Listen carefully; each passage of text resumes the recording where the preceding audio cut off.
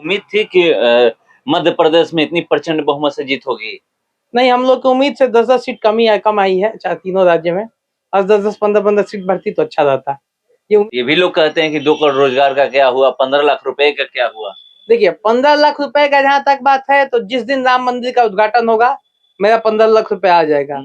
जिस दिन धारा 370 हटा, उस दिन भी मेरा 15 लाख का एक किस्त आया था।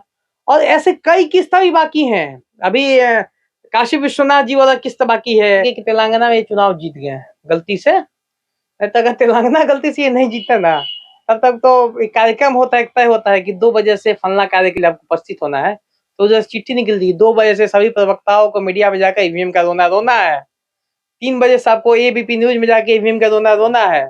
4 बजे आप IBN 7 भारत पे जाकर ईवीएम का रोना है। ये तो फरमान निकलता है ना, पर एक राज्य में चुनाव जीत गए हैं। अगर ईवीएम गलत है, मानते हैं ईवीएम गलत है, तो मैं कांग्रेस को कहूंगा कि 4 राज्यों के विधानसभा का आज रिजल्ट आया है, जिसमें 3 राज्य में बीजेपी प्रचंड बहुमत से जीत हासिल की है। 3 राज्यों में प्रचंड बहुमत से आप लोग जीत हासिल किए हैं।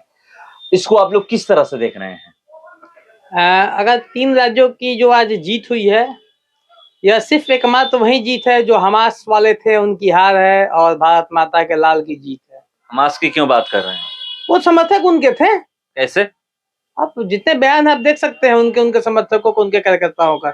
इजराइल में हमास पे बम फेंकता तो उनको ऐसे डर लगता था जैसे लगता है कि उनके घर पे बम गिरा है इजराइल वाला। उनकी हार है और भारत माता के लालों की जीत है। ये 2023 सेमीफाइनल था, 24 वाला है। में ये हम लोग का प्रत्येक मैच फाइनल रहता है और प्रत्येक मैच सेमीफाइनल रहता है।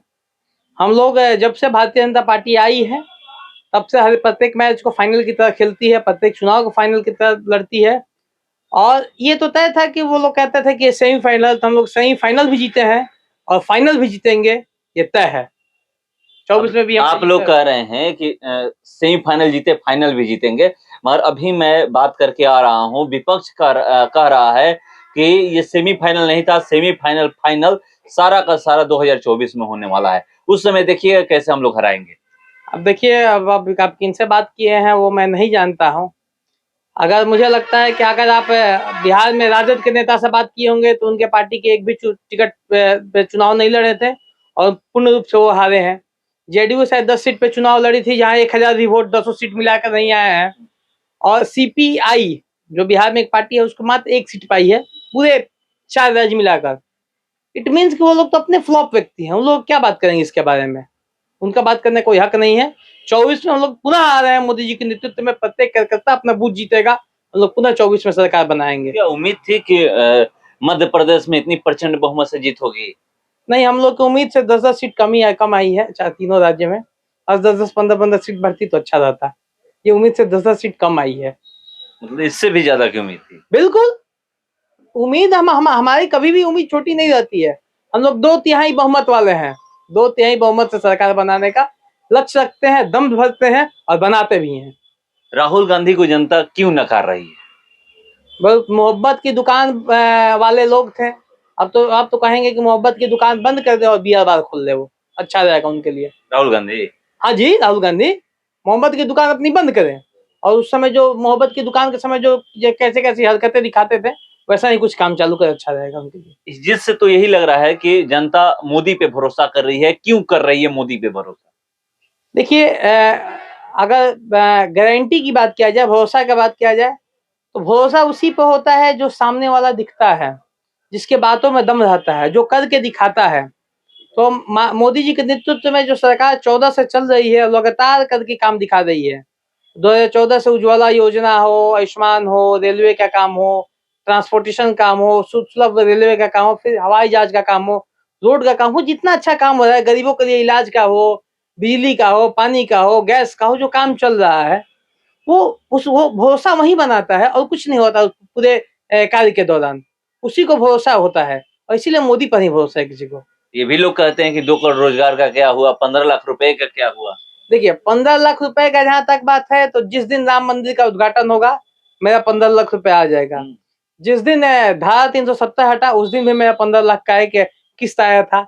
और ऐसे कई किस्तें भी बाकी हैं। अभी काशी विश्वनाथ जी वाला किस्त बाकी है, मथुरा वाला किस्त बाकी है, किस्त कई बाकी है अभी, पर धीरे धीरे किस्त वाला पैसा आ रहा है, वो किस्त में आ रहा है, बता दे रहा हूँ। और कई किस्त बाकी हैं।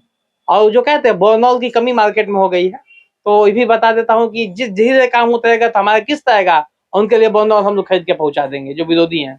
और दूसरा बात है कि आप जो 2 करोड़ रोजगार की बात की है, तो देखिए 2 करोड़ रोजगार की जहाँ बात है तो पूरी इकोनॉमी जो है राम के अगल बगल घूमती है। अभी 22 में हम लोग 22 जनवरी 2024 को मंदिर उद्घाटन हो रहा है और वो लगभग 1 लाख लोगों को डायरेक्ट इनडायरेक्ट रूप से रोजगार देगा। लगभग 1 लाख लोगों को। काशी कॉरिडोर बना वो भी रोजगार, जितने रोड बन रहे हैं क्या उसको लगता है कि हवाई जहाज से काम हो जाता है अपने, उसमें रोजगार मिलता है भाई साहब, ऐसे नहीं तो रोजगार मिलता है। और 2 करोड़ प्रत्यक्ष और प्रत्यक्ष तौर पर प्रत्येक साल 2 करोड़ व्यक्ति को 2 करोड़ लोगों को रोजगार मिल रहा है। अभी तो ये पहला चुनाव है जिसमें ये नहीं कहा जा रहा है कि विपक्ष की तरफ से कि ईवीएम का खेल है। कारण है क्या ईवीएम खेल करने के कि तेलंगाना में ये चुनाव जीत गए हैं गलती से। नहीं तो अगर तेलंगाना गलती से ये नहीं जीते ना, तब तक तो एक कार्यक्रम होता है, तय होता है कि 2 बजे से फलना कार्य के लिए आपको उपस्थित होना है, तो जब चिट्ठी निकलती है 2 बजे से सभी प्रवक्ताओं को मीडिया में जाकर ईवीएम का रोना है। 3 बजे से आपको एबीपी न्यूज में जाके ईवीएम का रोना है। 4 बजे आप IBN7 भारत पे जाकर ईवीएम का रोना है। ये तो फरमान निकलता है ना, पर एक राज्य में चुनाव जीत गए हैं।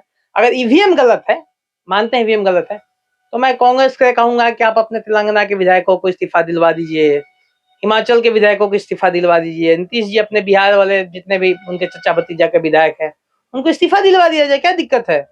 और वहां पर कोशिश करेंगे कि अगर चुनाव आयोग कहेगी तो पुनः बैलेट से चुनाव होगा, क्या दिक्कत है, इस्तीफा दिलवा दे लोग, कोई दिक्कत नहीं है। आप लोग कह रहे हैं कि ये जीत मोदी की है, मगर कांग्रेस की एक राष्ट्रीय प्रवक्ता कह रही थी कि ये जीत मोदी की नहीं है, ये जीत वहां की सरकार की है। जिस राज्य में हार होती है वहां पर ये लोग नहीं कहते कि मोदी की हार है, जीत जहां होती है वहां पर मोदी की जीत कह देते हैं।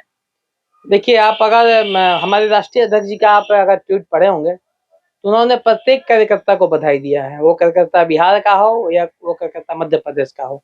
बिल्कुल मध्य प्रदेश के, छत्तीसगढ़ के, राजस्थान के जो कार्यकर्ता लगे हैं मेरी तरफ से भी सभी मेरे भाई हैं, मैं भी कार्यकर्ता हूँ, वो भी कार्यकर्ता है, भाई को अनंत बधाई है। और राष्ट्रीय अध्यक्ष जी जब कहे हैं कि सभी कार्यकर्ताओं को बधाई, उसमें एक नरेंद्र मोदी जी से लेकर हमारे बूथ स्तर के जो कार्यकर्ता हैं सभी लोग आते हैं, क्योंकि हमारे सभी पार्टी के एक सिपाही कार्यकर्ता होता है। और दूसरी बात है कि जो हमारे सर्वोच्च होते हैं जीत उन्हीं की तो होती है, ये तो बात तय है ना। मंदिर बनेगा तो सबसे बड़े भगवान है उनकी पूजा होती है, मंदिर तो बनाते पुजारी भी है, मजदूर भी बनाते हैं, पूजा मजदूर का नहीं होता है। हार क्यों नहीं एक्सेप्ट कर देंगे मोदी की हार? हम क्यों एक्सेप्ट करते हैं भैया, हमारी हार जब होती नहीं है तब क्यों एक्सेप्ट करें। हार हमारी कुछ कर्नाटक में हुई थी, हिमाचल प्रदेश में हुई थी, हार हमारी कुछ कमियों से होती है, शिष्य नेतृत्व की कमी नहीं रहती, हमारी कुछ कमी रहती है, तब हो सकती है कि हार होती होंगी।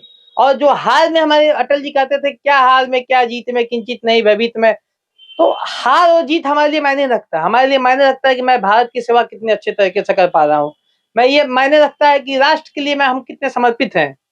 और अंत में बस वही एक मुझे जितना कहना चाहिए कार्यकर्ता के तौर पर कि कार्यकर्ता जब जब अपना बूथ जीतेंगे तो बड़े बड़े युद्ध हम ही जीतेंगे, ये तय है। इस जीत का प्रभाव कितना बिहार में पड़ने वाला है लालू यादव, नीतीश कुमार और तेजस्वी यादव पे?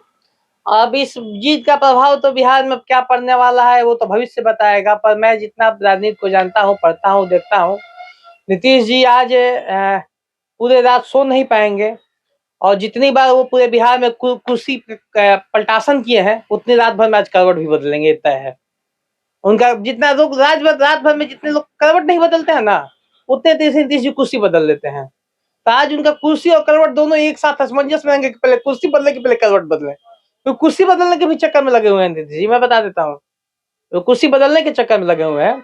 और भाजपा वाले बार बार दुदुरा देंगे नहीं आपका कोई काम नहीं है, मेरा हम लोग दुदुरा देंगे आपका कोई काम नहीं है, तो कुर्सी बदलने के भी चक्कर में लगे हुए हैं बेचारे, और असमंजस में फंस गए। उनका हाल हो गया जो नहीं होता है कि सांप वाला चुचुंदर खाने के बाद ना खाया जाता है ना निगला जाता है, वो हाल हो गया उनका। मध्य प्रदेश में चुनाव लड़े थे, 4 सीट पे तो 100 वोट भी नहीं आया।